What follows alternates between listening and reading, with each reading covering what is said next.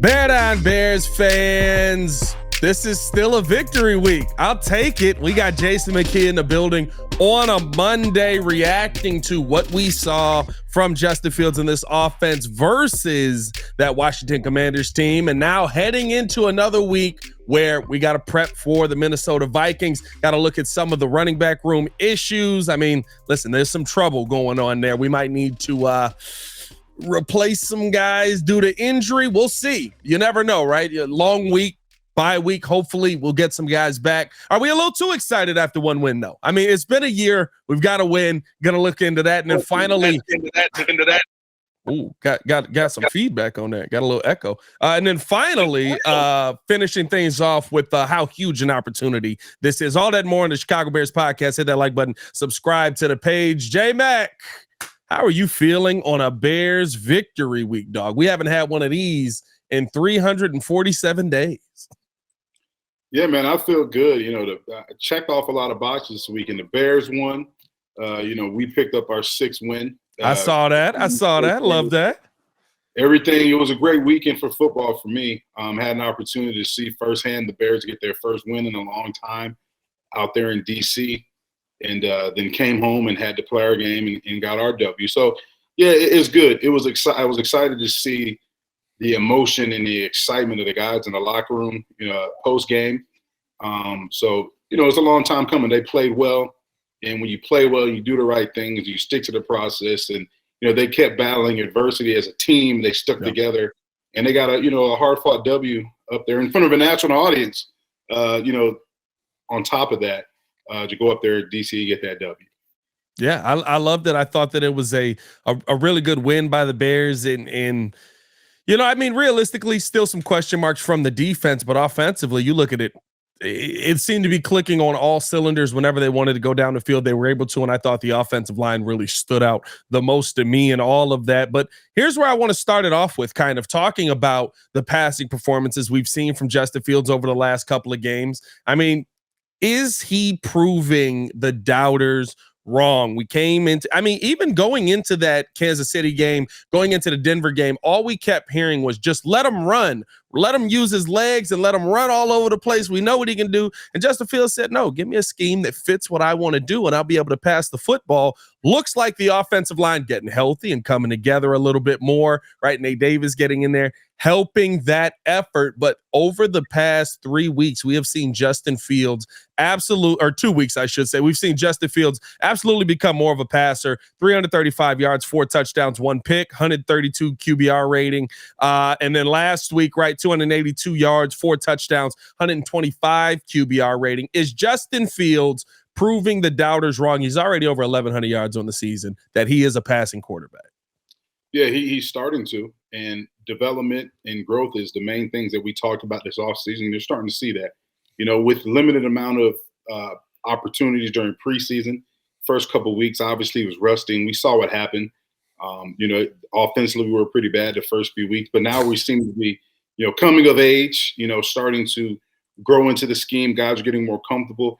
And the main thing is, talking with Justin after every game, it's the fact that, he told me he has his imprint on the game plan. So I'm glad to see that, Getsy is actually taking the advice and taking, things that Justin feels comfortable with and implementing it into the game plan. And I think that's why the success has been coming. That's why you see him continue to evolve the last few weeks. And, say what you want. Bad defenses or not, we know the Broncos, lower end defense. DC was a lower end defense, but he's still going up there and putting out phenomenal numbers. 8 touchdowns the last 2 weeks. That's huge. And, he just feels comfortable and he feels confident. And those were the main things that I took away from interviewing him after last week's game was, him being comfortable and confident in the game plan, because now it's being tailor-made to a skill set. And, his thing is he just wants to get the ball into the hands of his playmakers. And we've seen that the first couple of weeks. We didn't see him, putting the ball up in the air, giving his receivers an opportunity to make that 50-50 catch. We've seen that the last 2 weeks. Obviously, we know what DJ Moore has done. Darnell Mooney, I would like to see him become more involved in his passing game. But when you look at the last game, they had a few missed connections. You know what I'm saying? But it's good that he's trying to get Darnell involved. You see Cole involved. And those are things you're going to need. Obviously, we know Chase isn't here, but you're going to need another guy to step up besides DJ. I mean, DJ is not going to be a guy who's going to give you 200 yards a game. I hope he does, but you're still going to need another guy to step up consistently, to be that other guy or to be those other guys besides DJ. So the growth is good. Are we finished? Is it a true evaluation to say, hey, Justin is the franchise quarterback, the Bears are going to stick with him next year? I think obviously there's a lot more football to be played, and we want to see continued growth. Do I want to see Justin go out there and throw 4 touchdowns a game? Hell yeah, I do. Yeah. Bears fans do too.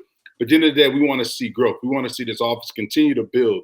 We want to see consistency, and consistency is key with any, in terms of developing a franchise quarterback.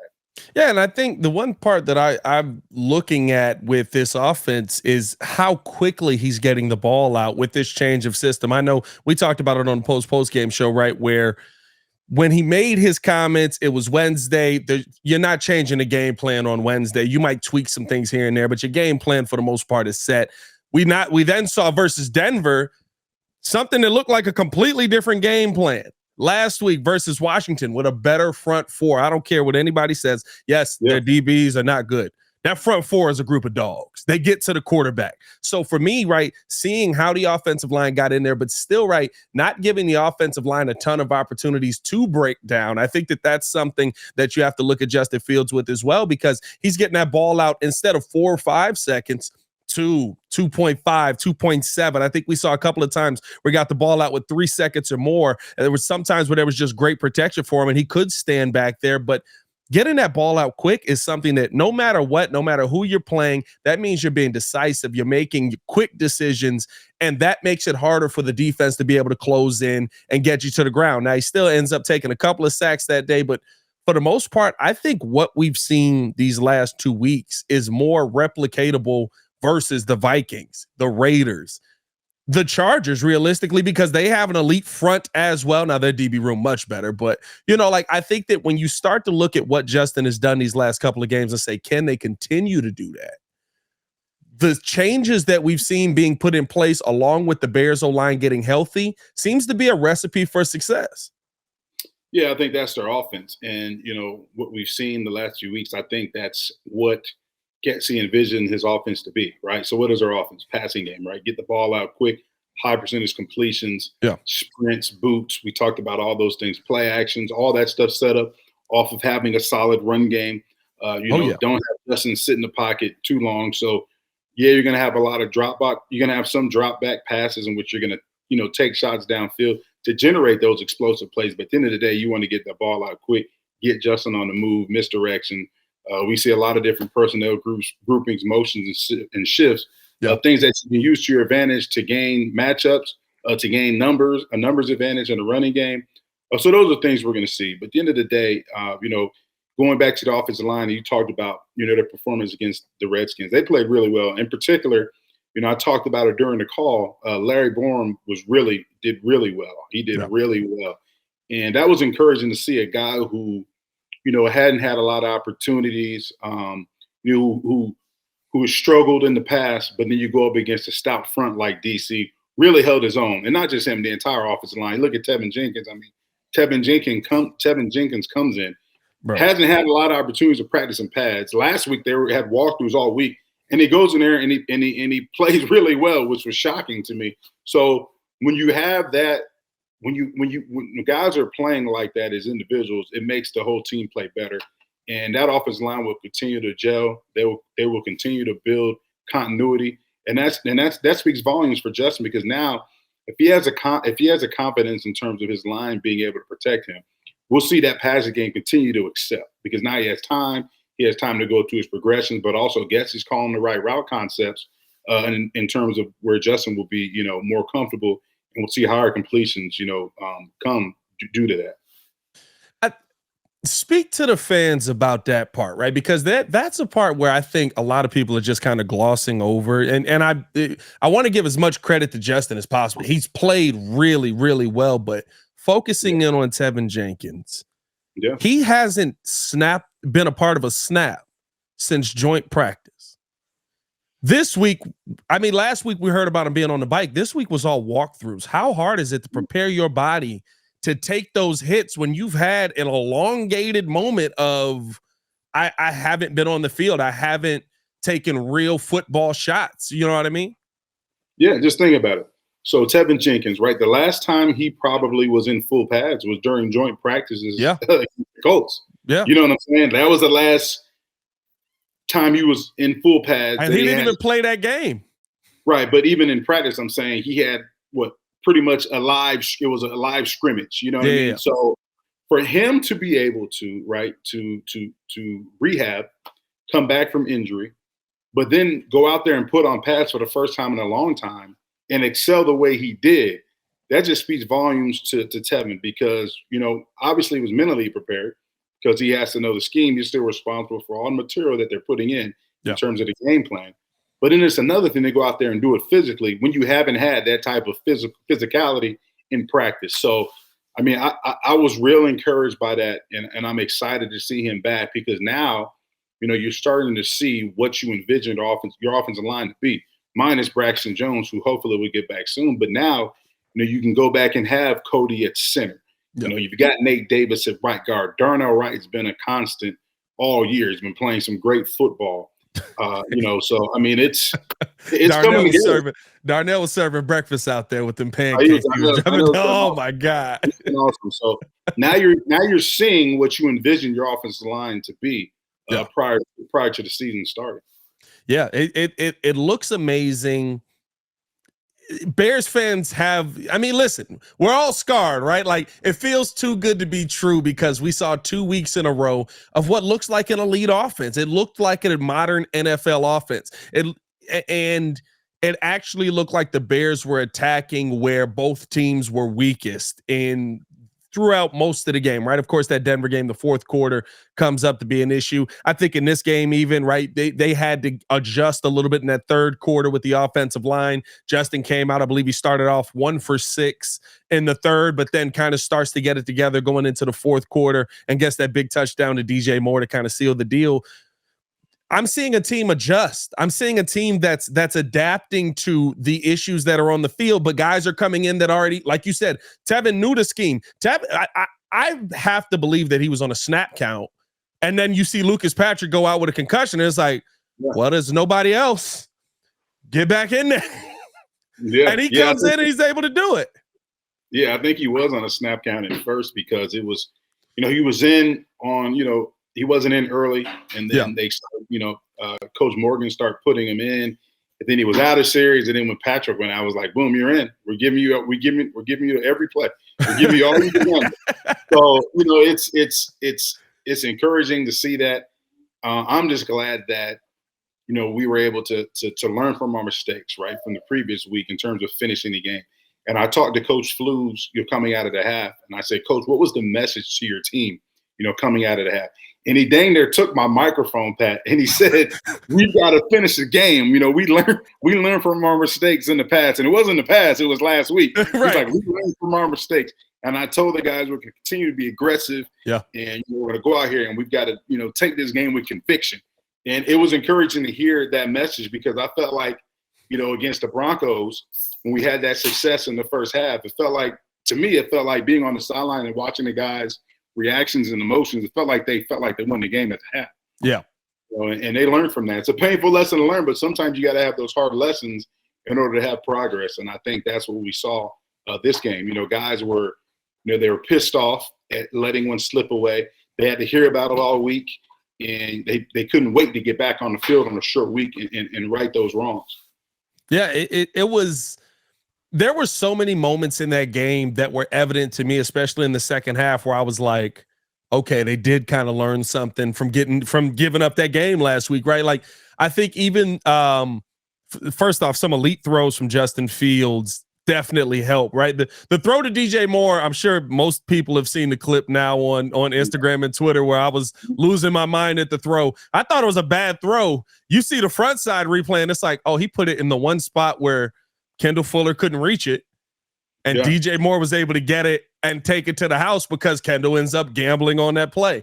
But realistically, you saw just moments of Justin Fields going, nope, I'm not going to put my team in a position where this is a negative play. I'm not going to take a sack here. I'm going to just get rid of the football. I think even when they got down, towards the red zone, there was hey, hand the football off. Let's play it smart. We're not going. Even Coach Flus, right? Just saying, hey, no, we being aggressive. Never mind. Take the points. We need these points. Take the points, right? Learning from their mistakes quickly. I do commend them for that, because it seemed like through the first 3 weeks of the season, there was nothing learned. We were just playing the repeat game and going the wrong direction. Through 2 weeks now, we've seen them learn a little bit. And yes, it is 1-1. Your team is still 1-4, and you got an uphill battle here, but it does say something to me when I look at the coaching staff, when I look at the players, and I'm like, okay, they kind of figured this out from last season. And when Justin was a rookie, I felt like he did that all the time. Year 2 kind of didn't feel the same way, but the team wasn't the same. Yeah, I mean, growth is everything. Development is everything. We hear it all the time. Coach Luke's talking about details. And as a coach, that's the one thing that you hang your hat on, right? Yep. It's fundamentals and details. Those are 2 things that'll never change. Those are 2 things that you always try to overemphasize and you're trying to perfect. So you're trying to perfect the details in everything you do, right? Lifting, meetings, practice, the details and everything, right? You're trying to win the day on a daily basis through your daily routine. And fundamentals is all about, you being able to master the fundamentals so that way you can execute your job. So you can do your job. So the offensive line, they're mastering the fundamentals in run blocking, pass blocking. Justin Fields mastering the fundamentals in his drop, his steps, going through his progressions. Defensive lines mastering the fundamentals and pass rush, stopping the run, hand placement, all that stuff that comes along with football. So those are 2 things that you will always harp on. You'll always try to perfect as a coach and as a team. And if you do those 2 things good, right, it gives you a chance to win. Doesn't mean you're going to win. It gives you a chance to win or to be in a game. It's hard to win a game in NFL level, as we've seen. We just won one in I don't know how many games. But it's hard.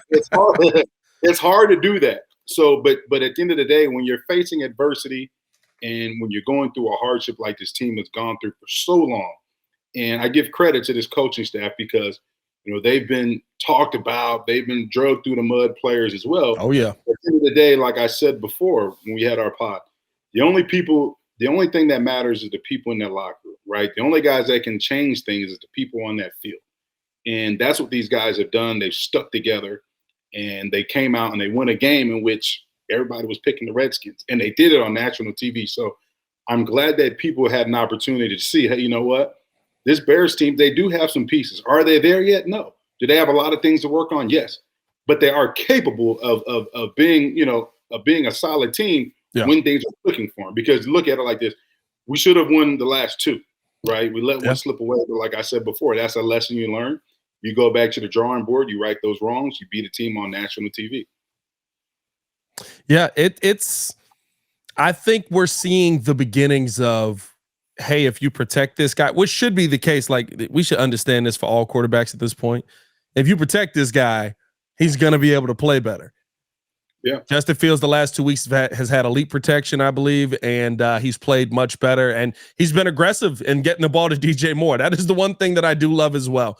It's not all sunshine and roses, though, right? Let's jump into the second quarter here. By the way, we do want you guys to know that this podcast is brought to you by the Hard Rock Casino in Northern Indiana, man. Make sure you guys get out there and check out the latest shows that they have going on out at the Hard Rock Casino. It's not all sunshine, like I said. Bears had to sign Darrynton Evans, a former Chicago Bear. He's been a part of this team before, but the Bears running back room in a little bit of trouble. Roschon Johnson dealing with the concussion, Travis Homer, of course, the hamstring injury, and then Khalil Herbert has been reported to possibly miss multiple weeks with that ankle injury. We saw that he tried to give it a go, just wasn't able to give it a go out there on the field.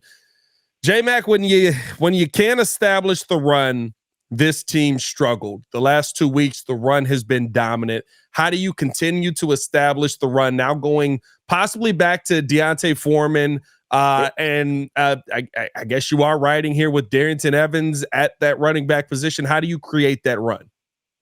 Yeah, I mean, looking at last week, we saw my guy Kyrie Blasingame had to get into the running game. Every I mean, time I see a Travis fullback Homer. do anything, I think of you now. I swear I do. Yeah, man, I love Kyrie. He's a great guy. He does a lot for this team. But you look at it like you mentioned, Travis Homer got hurt on the first punt return. Yeah. Khalil got hurt. Khalil tried to give it a go. I give him credit for that. He tried to go back in. He just couldn't plant off that ankle. Yeah. Roschon went out with a concussion. Actually, he had an opportunity to speak with Roschon after the game. He seemed like he was fine. So hoping he may be available for this game. I don't know. Obviously, that's going to be something that's going to be monitored this week. But when you got a guy like D'Onta Foreman, right, you brought him in here to compete for that starting job. Obviously, he's been inactive all year behind Khalil and Roschon. D'Onta Foreman's a back who has proven himself when he has an opportunity. He can do a lot of things. Last year, the same thing in Carolina, right? He didn't start off as a starter, but when things went awry, like we're seeing here in Chicago, he came in and ran for over 900 yards. So I've got all the confidence in the world in D'Onta. I think D'Onta is a really good back. He's more of an inside runner, move the chains. I think he's a guy that you can hand the ball off, 50 times. And that's because if he's having success running the ball, it's going to set up everything else in terms of what Getsy wants to do, like I talked about before. In the boot game, in the play action game. It's going to open up a lot of things for Justin. And Darrington Evans is a guy who I think he played 6 games last year here in Chicago, knows the system. And matter of fact, that preseason game when he played the Bills, he had a really good showing against the Bears as well, a guy that can help this running game as well. So I'm not really worried about it. Khalil is a guy, you want to have him because he's a guy that can generate explosive plays, but I know D'Onta Foreman's excited about getting an opportunity. I've been observing him on the sideline, and you can tell, is he happy about being inactive? No. And if you're a football player, you shouldn't be happy about being inactive because you want to be out there and play. But at the end of the day, now he's getting an opportunity. Hopefully, Roschon would be back. I'd like to see Roschon get some more touches. Yeah. So I think Darrington's a guy that he can still help. He's going to help you on special teams, so he can fill the void that Travis Homer left on special teams. But he's also going to help you in terms of this offense in the run game. So I'm not real worried about that. Hopefully Khalil is back, sooner than later. I still want to see my guy get a couple bones, Kyrie Blasingame. But I think with that collection of guys, Evans, Roschon, if he comes back, and Foreman, I think we'll be fine in the run game. Is there something more that the Bears can do as far as activating these guys, right? Because I think that everybody saw instant concern the second it was like, hey, we might really be having to hand this thing off the Valus if Kari goes down. You know what I mean? Like, is there something more that maybe a change to the roster that you would have wanted to see so that Foreman is active? Because to me, the biggest confusion here is why'd you sign D'Onta Foreman to make him inactive through 5 weeks? I've been trying to figure that out. I get it, right? Maybe he's the third back and Roschon is number one, and you don't want Roschon. But like, I don't understand why you've got him here basically just to have him, I guess, for this moment, right? But like, we haven't seen him active through 5 weeks. There's now that disconnect almost that you've kind of talked about where he hasn't been, thrilled with his inactivity throughout this time. Well, here's the thing, right? So for the most part, you're going to activate 4 backs, okay? So you got Kyrie, you had Khalil, you had Roschon, you had Travis Homer. Now, the things that Travis Homer and Roschon have over D'Onta is those guys play special teams. Yeah. D'Onta Foreman doesn't play special teams. So that's why you see those 2 guys activated over D'Onta, because D'Onta is not really a special teams guy. He's just, a running back. He's not going to excel on special teams like Travis Homer and Roschon. Roschon was a backup in college behind Bijan Robinson, but Roschon played a lot of special teams. He was covering kicks. He was I think he was a 4-phase special team guy there at Texas. So that's why those guys have gotten, they've been active over D'Onta. I think that's kind of the dilemma that the Bears are in. I think they would want to activate D'Onta Foreman, but you have 2 special teams guys, right? You've got to have those guys because they give you versatility. Yeah. Is this the question now where we're in season and you get, now listen, it worked out, right? Because the run game stayed solid. We're in the second half. We were already up big. Kari Blasingame basically came in and was like, oh, I used to do this. You know what I mean? Like he looked like he had some moves, but is this the time where you start to look at a guy like Valus Jones or maybe one of those other special teamers where you go, okay, Yes, you're on kickoff, but at the same time, we got you out there, but like you're not. What are we really utilizing you for? In the offense, you've got one play here versus a guy that I can put in. I mean, maybe he's not a special teamer, but I think there's more use I can get out of Deontay Foreman than what we're getting out of Velus Jones right now. Yeah, or definitely. whoever it is, right? Yeah. I mean, look at Velus, right? You're not really using him on offense. He's not even involved in kickoff return because every kick's a touchback. So exactly. he's setting up a spot. So, last week's a case to where you don't expect all your backs to go down. Yeah. So that's why, you add a receiver in Velus because now you got protection in terms of from a wide receiver standpoint. But then you have your back set because you got, like I mentioned, Roschon, you got Homer that can play special teams as well. So now you're forced in a position where, hey, you know what? Deontay is going to be active. Darrington Evans should be active because Darrington can play special team and he give you depth at running back. Hopefully Roschon comes back over concussion protocol. But, I'll be interested to see, what Getsy draws up to get Velus involved more. Because we talked about it, right? Velus, when he has the ball, he has the ability to generate explosive plays. He did it in college. We've seen glimpses of that here in Chicago. Have we seen the consistency? No, not at all. But he does have the ability to generate explosive plays. And we talked about it before, right? Despite how great DJ Moore is as a receiver and how great he's been ever since he set foot here in Chicago, somebody else has to step up. Yeah. It's got to be somebody else. Cole Kmet has stepped up, but we need another receiver to step up. The connection with Fields and Darnell Mooney, they've been missing a little bit here. Let's hopefully they get back on track. But I would like to see, Velus be involved, in somehow in the passing game. And another thing too, right? With the departure of Chase Claypool, Tyler Scott, I would like to see him get involved in the passing game as well. We haven't really seen Tyler Scott. I mean, we haven't really seen Tyler Scott involved in the passing game or really make a big play in the passing game since preseason. You know what I mean? So I would like to see, how Getsy can try to get those two guys involved, get them comfortable within his offense.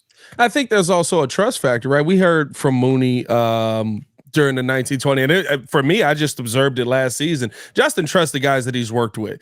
Velus is somebody who has fumbled the ball when he's had the ball in his hands, and has also not been somebody who's been healthy during training camp and different things like that. He was out for some time, so I don't. Even scheming it up with Velus, I don't expect to see Velus be a target that Justin Fields looks at and says, "Yeah, I'm gonna give you this football."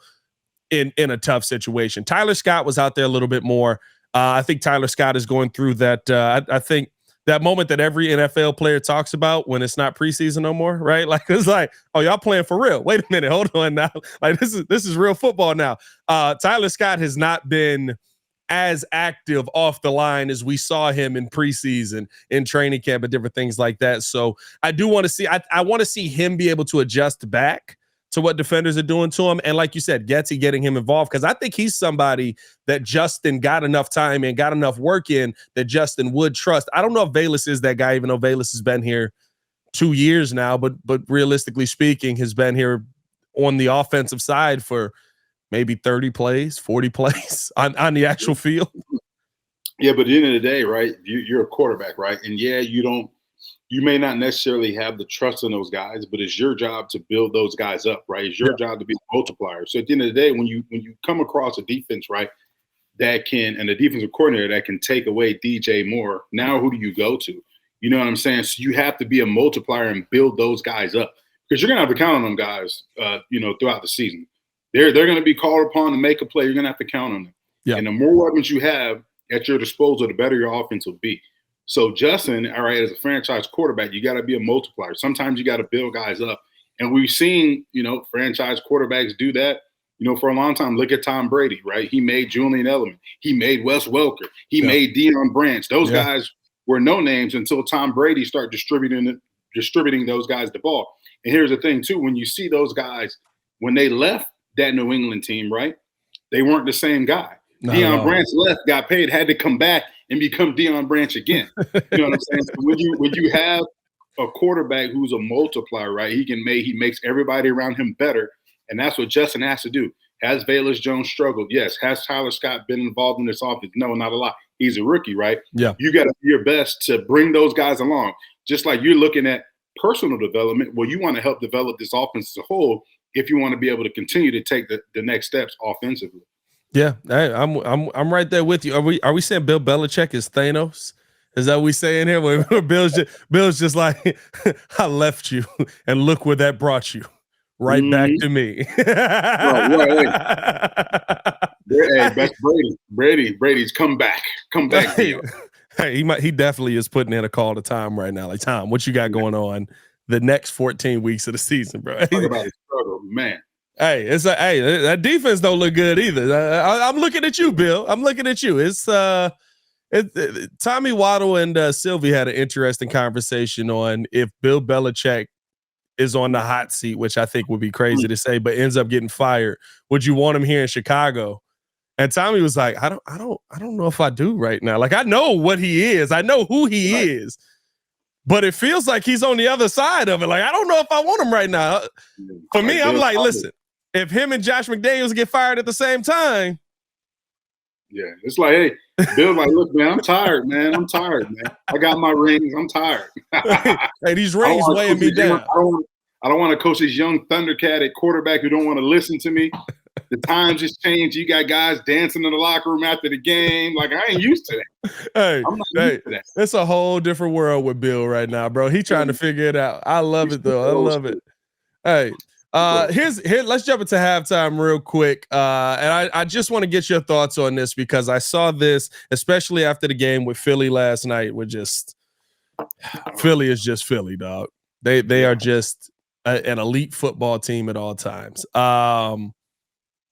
The talk on the tush push being outlawed is out there now because because Philly's so good at it. Like, that is 100% the reason why, because I've not seen anybody run it as well. Now, we did see the Bears do it a couple of times versus the Commanders. It worked out. As somebody who would have been in on that play, which kind of is basically a rugby scrum, do you like the tush push? Should it stay in the game, or should the rules committee outlaw it? Because that's what's being talked about. And Jack Del Rio, a little bit salty after seeing it 2 weeks in a row. Well, Jack Del Rio is a defensive guy. I played linebacker. I'm a fullback, played offense. So, of course, I'm going to agree with it. Of course, Jack Del Rio is not, because he's a defensive guy.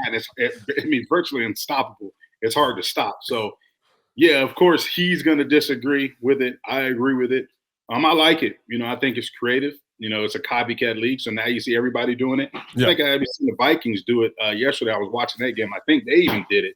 I don't think it should be outlawed. I mean, if anything, let's bring the kickoff return back. Like you know what I'm saying? Let's look at other rules. Like, we don't even get no returns. You know what I'm saying? Like, that drives me crazy when I'm out there watching a game.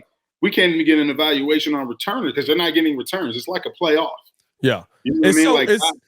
It's so weird now because I saw last night's game, the San Francisco game. I want to say, I forget who's back there for Dallas, but he ended up returning one. And I was like, I feel like I haven't seen a kick return all season.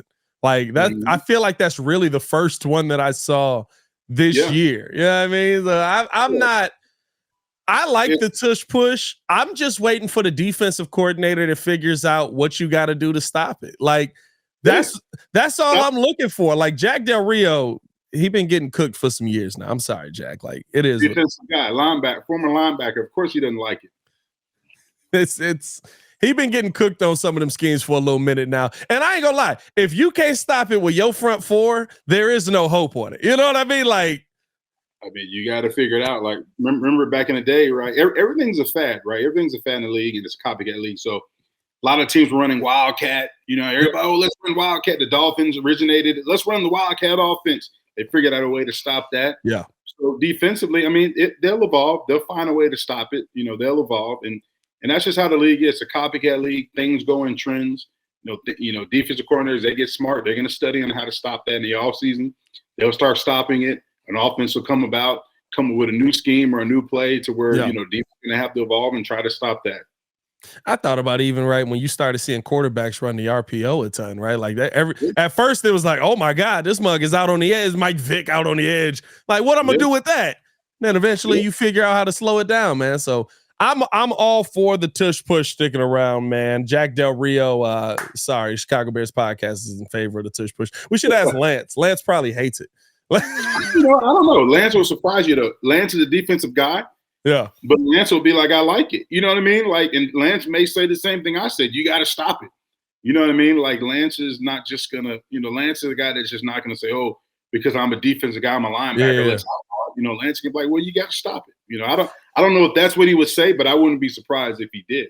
I'm trying to think about y'all defense going up against that. That would be, I'll bet you guys would be the one to stop it, because as Jalen's going forward, you would just see Peanut on top, just punching the fool out of him, trying to get the ball out. And then all of a sudden it'd be like, I don't want to run this no more, because he missed 9 out of 10 times and hit me. It'd definitely be a regular scrum with Tank Johnson in the interior and Tommy Harris. I can see those guys bear crawling, and you got Adewale Ogunleye and Alex Brown on the edge, and you got B-Lack and Briggy in the A gaps, and sprinkle a little Hunter Hillenmeyer coming off the edge as well. Mike Brown coming down, Chris Harris.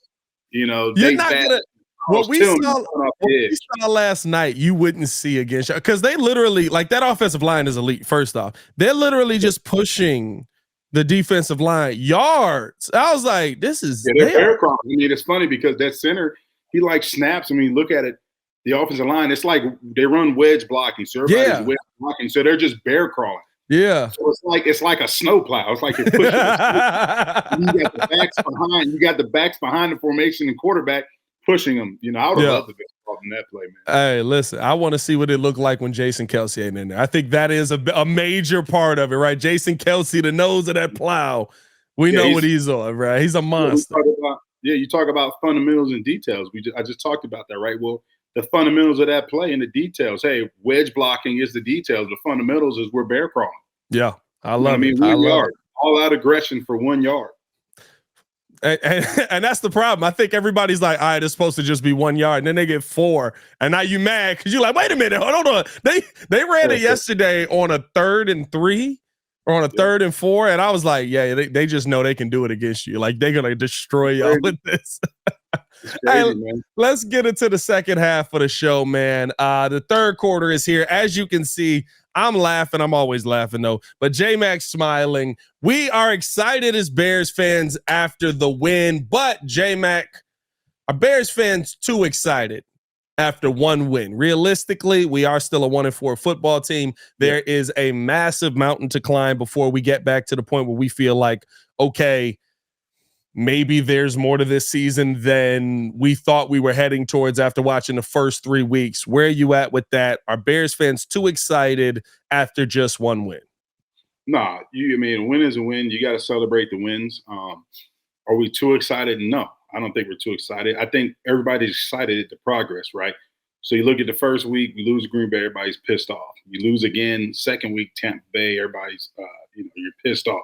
Yeah. Lose to Kansas City, everybody's pissed off because there was no in those games, right? You didn't see development. You didn't see the things that, in training camp that you wanted to see offensively, defensively. You know what I mean? Like we saw no 12 personnel for 3 weeks. Right, that's all they ran.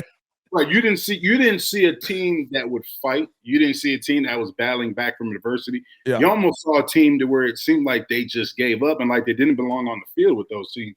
Yeah. You know what I mean? And in Kansas City, are they that much ahead of us right now? I would say yes. But when you look at Green Bay, you look at Tampa Bay, you're like, damn, like we should be able to compete with these teams, and we didn't really see that. You know what I mean? You saw big lapses in time. We talked about defensively not being able to get to the quarterback. Offensively, the passing game wasn't there. The running game wasn't there. We were lost offensively. So the encouragement that you saw was, right, you look at Denver, you see an offense that really came out and gelled and executed at a high level the first half, right? A young offense at that, because second half you didn't have that killer instinct. You didn't go for the juggler and really put the game away. So you talk about development, you talk about progress. Well, then last week we saw an offense that, did the same thing. So it's good to see consistency, right? Coming out on fire, dominating the half offensively. And then you see an offense that was able to put a team away, able to learn from the mistakes the previous week, and able to put a team away and come away with the win. You see a team defensively, right? We talked about generating pressure, right? We saw Coach Flus, dial up secondary pressure, bring safeties in the Denver game, but we didn't get home. We saw a team that dominated the line of scrimmage last week and got home, in terms of getting sacks and generating a pass rush last week against the Redskins. So that's where the excitement should come about. When you have a team that's showing you development, that's showing that they can learn from their mistakes and apply it in a game atmosphere, like that's the excitement and development that you want to see. A team continuing to build and take the next step and continuing to be able to overcome things that you weren't having success with beginning of the season. Yeah, it's to me, the excitement isn't that the Chicago Bears are all of a sudden going to be a playoff team. The excitement is, like you said, seeing consistency in the right direction, seeing consistency offensively. I think even seeing consistency from Coach Flus in, hey, I don't know if you know this or not, but we got to blitz this quarterback, or we're not going to be able to generate pressure. And actually seeing Flus make more times the decision than not, I send somebody else. Let's get back there. Let's force him to make a mistake. We have to force him to feel the pressure coming around him. That ends up turning into 5 sacks last week. The excitement from Bears fans to me is, I think Bears fans wouldn't be super upset if the Bears still had a season that maybe underwhelmed from a win perspective. If we came out of this season going, yeah, we lost, but it's because we had a lot of missing pieces on defense, or we didn't have everything that we needed. But I know we can build a defense, and I know that I got a franchise quarterback. Like the last thing I'm ever worried about with the Bears is building a defense. That entire Bears logo down there is built off of running backs and defense. We will be able to find a 3 technique for this I guarantee it. But seeing growth offensively consistently, and I said this over on the Breeze, right, on our daily show. At a certain point, you just want to get to a point where you feel good enough about your quarterback to say we could commit to him. Yeah, we haven't had that since Jay. Yeah, and I feel like there's still a lot of evaluation. Oh yeah, needed to assess that. You know what I mean? Like Justin's had a great 2 weeks. I mean, and it's good to see he's been able to flip the switch and turn it around. And I want to see him continue to build upon it, especially this week. I mean, you're going up against a team that's kind of in the same boat you are. Yeah, and it's a home division game, which carries a lot more weight because you got to win those home division games. You know what I'm saying? And this is going to be a great opportunity to see, what he can do in a division game. Can he put together 3 good weeks? Can his offense look good and move the ball, 3 weeks in a row? We don't want to see. We don't want to see any regression. We want to see progression. Yeah, and that's what we need to see. Continue to build upon what you've done. Now, and can you overcome the adversity? Right? No, running back. You losing your whole running back room is crazy. But at the end of the day, though, when you develop a roster, when you build a 53-man roster, and even the practice squad guys, 16 guys on the practice squad, you're saying everybody on this roster, everybody in this locker room is going to be called upon to contribute at some point in this season. That's why there's so limited amount of roster spots. That's why the evaluation is so intense during training camp, because we got to find the right mix of guys that can come in an instant and help this team, right? And it goes back to what we were talking about with Deontay Foreman, right? Roschon Johnson, Travis Homer. It can't just be a guy that's just a running back, because on game day, we got to have versatility. I got to have a guy that can play running back and special teams. Yeah. And I got to have a guy who I can move inside on the defensive line and move outside, DeMarcus Walker. You know what I'm saying? Like, we need that versatility. So when you're building a team like this, all those guys are going to be counted upon, because at the end of the day, injuries is a part of the game. And nobody cares. You can't go, we lost because we didn't have Khalil Herbert. No, well, somebody's got to step up. And that's why it's so hard to build a roster, a successful roster where you can say, you know what, I feel good about our roster overall. And you got to look past the starters, because, hey, those backups are essentially starters. Look at Greg Stroman Jr. He comes in, right? Eddie Jackson's been out. He comes in, gets a big interception, comes up with a big sack. Like, he's a guy who they kept around because they know he has the ability to make plays. Is he a starter? No. but essentially is because we know his number is going to be called upon. And it was when his number was called upon on Thursday, he answered the damn call. And that's what you need on this entire roster. That's what you're trying to develop. No, 100%. I love the fact that there are guys that we can call on that I think have stepped up and done a decent enough job, right? Like, listen, there's Elijah Hicks, right? For every Strowman, there's an Elijah Hicks who is just like, where are you going? Like, there's a couple plays looking at the all-22. I was like, where you going, bro? Like, who you trying to tackle here? Yeah, it's you got to learn, man. You got to go through those growing pains as well. The good thing is, like, experience is the biggest teacher. He's getting those experience. But for every Elijah Hicks, who's going through those growing pains, you look at Terrell Smith, who's coming into a lot of good things. So some guys will be able to pick it up faster. Yeah. Some guys will have to get baptized by bad plays in order to pick it up.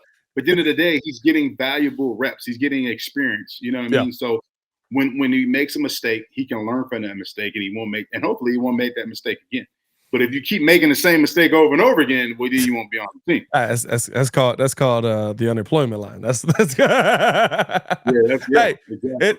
It is interesting to see kind of all the roster moves that the Chicago Bears have made. Let's finish it off here because I think that this week, this is a statement week. And it's tough to say anything's a statement when you have a 1-4 team, right? But this is a statement week for the offense to me.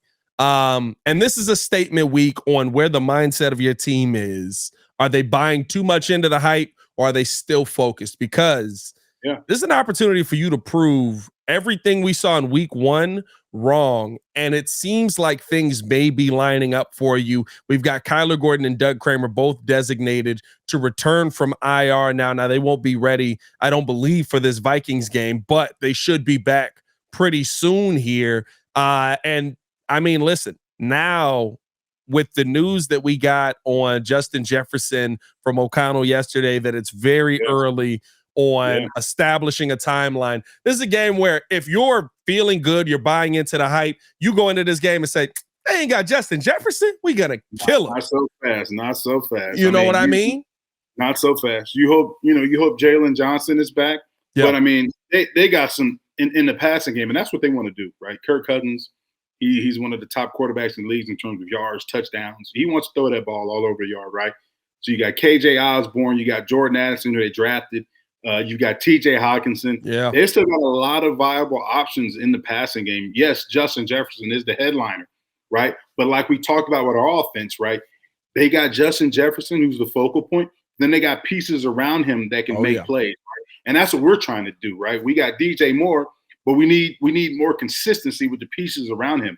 The Vikings have those pieces around Justin Jefferson, right? So I'm not going to – I mean, hopefully Justin doesn't play. You know what I'm saying? Hopefully the hamstring keeps him out this week. But at the end of the day, like with the injuries we've had in the secondary, it's still going to be a challenge. I don't know if Jalen Johnson's going to come back. Terrell Smith will be in there. Tyreek will be in there. So you still, you may have 2 rookies. Eddie Jackson, we don't know. So it's still going to be a challenge. Yeah. And it goes back to, right, and we talk about having a banged up secondary. Well, the pressure's all on the defensive line, right? We had 5 sacks on Thursday. Can we replicate that? Yeah. Can we get pressure? Because I think that's when you have a young secondary, a banged up secondary, in the scheme that we run, it's all predicated upon pass rush. So can pass rush get there? And I had an opportunity. I interviewed Yannick Ngakoue after the game, and he said this is a start. He said now we're going to start rolling, and it's good to see that. The defensive line, when they had success, when you get that first taste of getting a sack, you want more. And I hope Yannick can lead the charge. You know what I mean? We need to see that this week if we want to have a chance of stopping this Minnesota offense. And I really want to see the Bears offense continue to put the defense in a good position, right? Like, speak to this, I guess, right? When you guys would have that day offensively where you're dominating the team on the other side, how much different was the defense? Because they knew, okay, we up 2 touchdowns, we can pin our ears back and try to kill this guy on the other side. Yeah, it's complementary football, right? When the offense is bad, and trust me, there were times when we were bad. I was trying to avoid that part. And the funny thing is, like, as an offensive player, you feel bad. I'm like, damn, we suck right now. But at the end of the day, it's like, man, you hear the defensive guys come off the field, right? Like we're on the field, we get stopped 3 and out. You hear the defensive guys, damn, we can't even get a cup of Gatorade. You're like, damn, we ain't doing nothing right now. You know what I'm saying? So you're complimentary football, right? Yeah. Complimentary football, right? The defense gets a takeaway, puts the offense in position to have a short drive. You put points on the board. Vice versa. Offense has a long, sustained drive.